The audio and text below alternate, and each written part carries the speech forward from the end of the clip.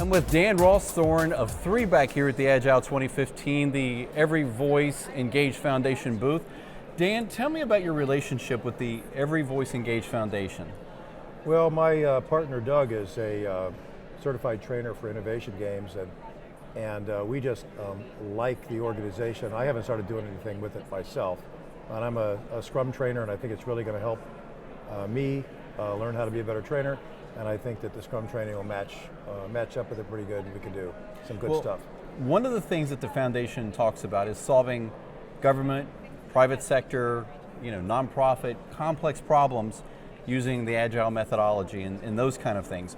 Can you give me an example of how Agile over the years has done this with your organization? Well, about 25 years ago, long before Agile was called Agile in the software community, but the Department of Energy had massive problems of cleaning up their decommissioned nuclear weapons production. And there was just messes everywhere. Nuclear waste is pretty terrible. And I was sent as a decision theorist out to Rocky Flats, which is next to Denver, to help them figure out how to clean it up. And we made a decision early on that we needed to do it in collaboration with the people that live there. It was DOE's problem, but these people had to live with the solution.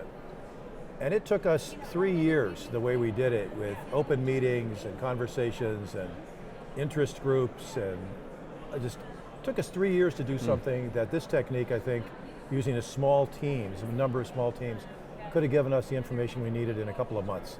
So I look at this and I say, okay, we've wanted to do this for decades, but the reality was that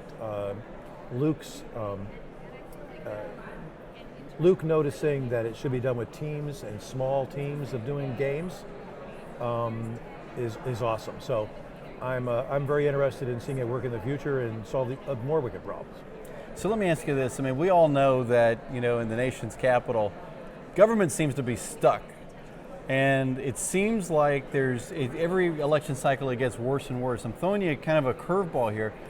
Could the methodologies that you're talking about actually make Congress work better? Are there ways that the methodologies could actually be applied into the electorate, so to speak, to help move the country forward? Well, it seems to me one of the things that Congress does is has these hearings, right? And the hearings will have 5 talking heads lined up, right, answering questions. If you're lucky, they're answering questions. It would be very cool if some of them came armed with information that had been developed through these techniques.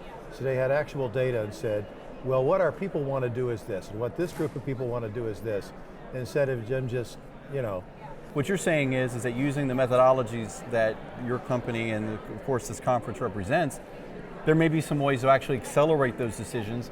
Right, get more people involved. The thing about agility, and I'm a Scrum guy, so we start off with a small team, but the small team then gets feedback. And the goal is to just expanding the number of people that are involved. And that's always a problem if you do it linearly, because it gets too big. You got 1,000 people. So this technique is a way to expand and scale it in a way that you could get thousands of people involved and not try to do it all at once and actually get meaningful information. And that I find very, very interesting for lots of reasons. One, because scaling is a big issue in all sorts of ways. Scaling development, scaling decision making, scaling everything.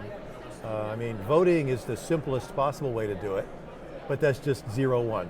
You want the left side or the right side? And this says, you got 20 options here, 20 options over here. Which ones do you want to take? Which ones do you want to give up? All sorts of weighted averages. It's an amazing amount of data you could chew through this way and get some really good results, I think. That's terrific. Dan Rawsthorne from 3 back, thanks for joining us today. Thank you.